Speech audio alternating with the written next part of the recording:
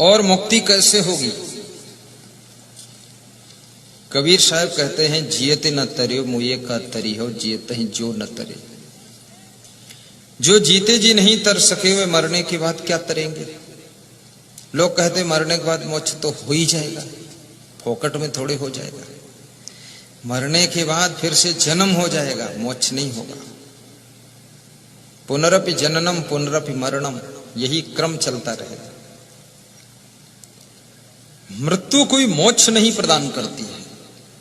मृत्यु तो इस शरीर का अंत करके और नए शरीर को प्रदान करती है। मोक्ष की साधना तुमको जब करनी होती है तो उस साधना के बाद साधना तुमको मोक्ष दिलाती है। तो मोक्ष की साधना क्या है? बंधाए विषय संगो मुक्तो निर्विषयम मनः, मनयो मनुष्याणाम कारणम बंध मोक्ष।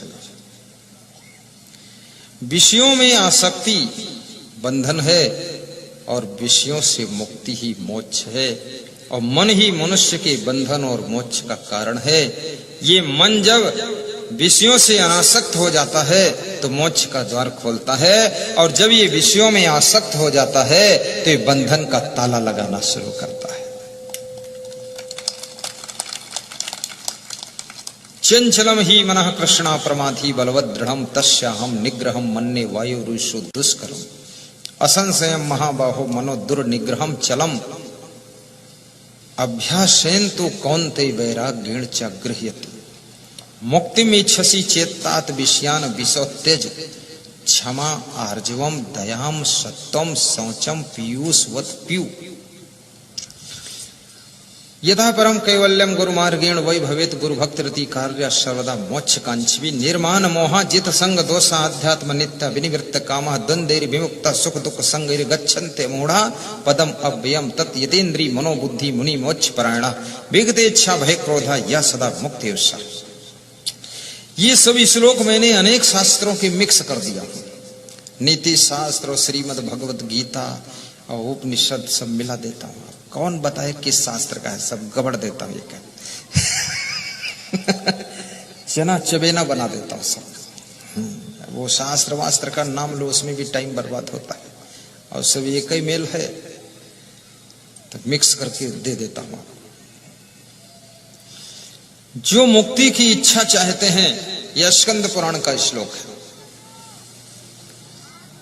पार्वती जी शिव जी से पूछ रही हैं, जिनको मोक्ष की इच्छा उनको क्या करना चाहिए? तो शिव जी कहते हैं, हे पार्वती, उनको गुरु की भक्ति खूब करना चाहिए और मन लगाकर करना चाहिए। भक्ति करते करते ही मुक्ति की मंजिल आ जाती है। जब भक्ति पूर्ण हो जाती है तो मुक्ति का फाटक खुल जाता है। ऐसा बता। अभी आप भक्ति कर रहे हो, बहुत से लोगों की मुक्ति होना शुरू हुई है। कोई बीड़ी से मुक्त हुआ है, कोई दारू से मुक्त हुआ है, कोई गाली गलौज से मुक्त हुआ है, कोई बहुत झूठ बोलता था तो आधा झूठ से मुक्त हुआ है, आधा भी है और कोई गंदगी से मुक्त हुआ है। कितने लोग बिना हाथ धोए भोजन खा लेते थे, और उनसे कोई कहे कि हाथ धो लो तब भोजन खाओ, तो उत्तर दे देते थे कि भैंस कब हाथ मुंह धोती हो, तो ऐसे खा लेते। तो उनसे पूछो क्या तुम भैंस हो? बोले कोई संदेह भी है क्या इसमें? वो भैंस बनने को तैयार है पर हाथ मुंह नहीं धोएंगे। कितने लोगों की गंदगी से भी मुक्ति हुई है, साफ सफाई रखने लगे हैं और हाथ धो करके। अब एक बात और कहूंगा मैं, एक छोटी मशीन खरीद लेना आटा मारने वाली, छोटी, जो 2 किलो 3 किलो आटा मारती है 5 मिनट में। ये हाथों से आटा मारना बंद कर दीजिए। अब पैसे की कमी नहीं है। अब महिलाएं गेहूं पीसना बंद कर चुकी हैं तो दांत पीसना शुरू कर चुकी है और धान कूटना बंद कर दिया है तो बच्चों को कूटना शुरू किया है। और जो महिला हंस करके पूरे घर का मैनेजमेंट करती हो, वो महिला नहीं है, वो तुम्हारे घर की महिमा है। और जो महिला बच्चों की गम खा करके उनको अच्छे संस्कार देने का प्रयास करती हो, वो याद रखना केवल महिला नहीं है, वो देवी का अवतार जन्म लिया है। इसलिए सब गम खा करके बच्चों को संस्कार दे रही है। और बच्चों को अच्छे अच्छे संस्कार दीजिए, बैठना उठना सिखाइए, मेहमान की सेवा करना सिखाइए, और बच्चों को सफाई शुद्धता भी सिखाइए, पैर छूना भी सिखाइए। इंग्लिश पढ़ना बुरा नहीं है, लेकिन इंग्लिश बियर पीना बुरा है। देसी आदमी बनकर रहना बुरा नहीं, लेकिन देसी शराब पीना बुरा है। ऐसा वैसा खाना पीना बंद करो और अपने जीवन को इन बुराइयों से मुक्त करो। धीरे धीरे धीरे धीरे आपकी पूर्ण मुक्ति हो जाएगी, आपका जीवन मंगलमय हो, ऐसी मैं शुभकामना करता हूं।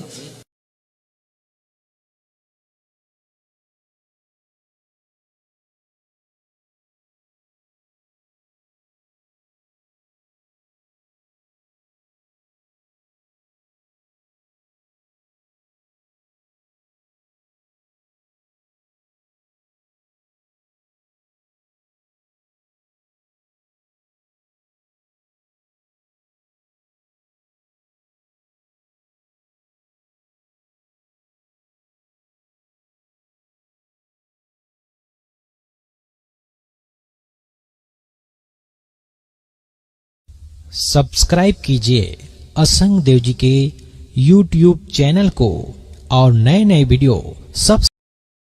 भूमि का मोह तो बहुत लोग छोड़ते हैं। जो लोग घर से नाराज हो जाते हैं वो भी घर का मोह छोड़कर भाग जाते हैं। वो भी छोड़ देते, फिर लौट कर आते ही नहीं।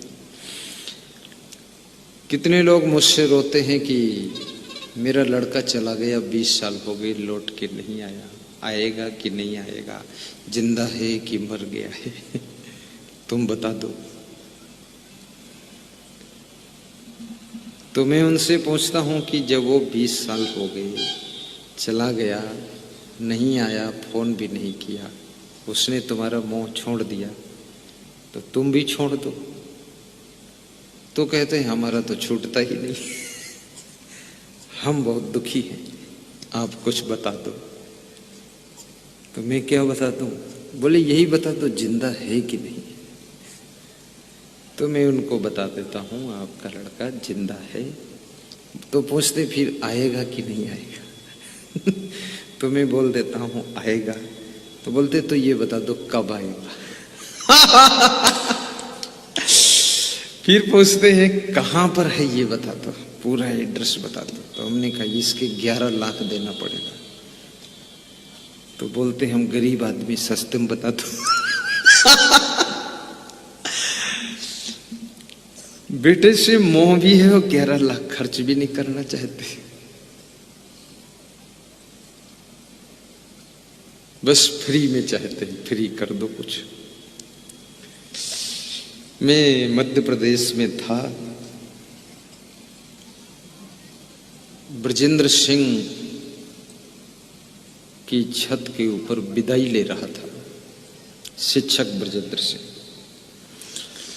तो वहां 2 आदमी आए, नौजवान, खड़े रहे। जब थोड़ा उनको अवसर मिला तो फट से पैर छुआ और बोले कि हम तो बर्बाद हो गए। हमने कहा क्या हो गया? बोले कल शाम को बाजार से मेरा बाप भाग गया कहीं। तो हमने कहा बाप भाग गया तो तुम क्यों बर्बाद हुई? जो भाग गया वो बर्बाद हुआ, तुम तो घर में ही हो। अरे बोले ये भैंस जानवर को कोई खिलाने वाला नहीं है।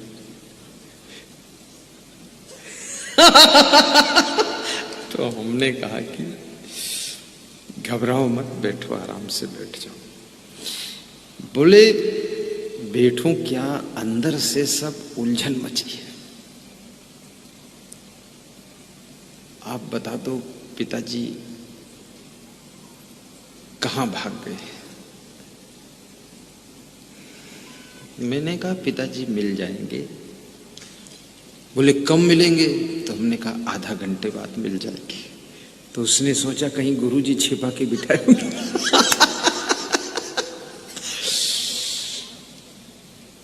तो बोला कहाँ मिलेंगे? हमने कहा यहीं मिलेंगे आपको। अब मुझे तो पता ही नहीं था उसके बाप के बारे में। पर मैं तो ऐसे ही बोल दिया। उसको प्रसाद दिया, उसने खाया और हमने एक फूल दिया। हमने कहा इसको रखो और आपको मिल जाएंगे। बस आधा घंटे के बाद एक आदमी नीचे सड़क से ऊपर आया और बोला कि आपके पिताजी सड़क पर खड़े हैं नीचे। और उसके पिता मिल गए। बड़ा खुश हुआ और मेरे पास आया, बोले पिताजी मिल गए। गुरुदेव आप तीनों लोक की जानते हो। तो हमने कहा कि तीनों लोक की जानते हैं तो 11,000 दान करो। अरे बोले गुरुदेव गरीब आदमी कुछ न लो, फिर भी काम हो गया, अब क्या है, अब दोबारा भागेंगे तब देंगे। कोई दान पुण्य करने का मन नहीं है, सत्संग करने का मन नहीं है। ना बाप सत्संग सुनेगा, ना बेटा सत्संग सुनेगा, ना पत्नी सत्संग सुनेगी, ना पति सुनेगा। और कितनी पत्नियां तो ऐसी हैं, उनसे अगर उनका पति कहता है सत्संग सुन लो तो कहती हम तुम्हारे गुरु को हम खुद सत्संग सुना देंगे। वो इतना ज्ञानी है कि गुरु को सत्संग सुना देंगे। अहंकार और अज्ञान में भटका हुआ संसार शांति नहीं पाता है। तो ये लोग भी जन्मभूमि को छोड़ देते, मोह छोड़ते हैं।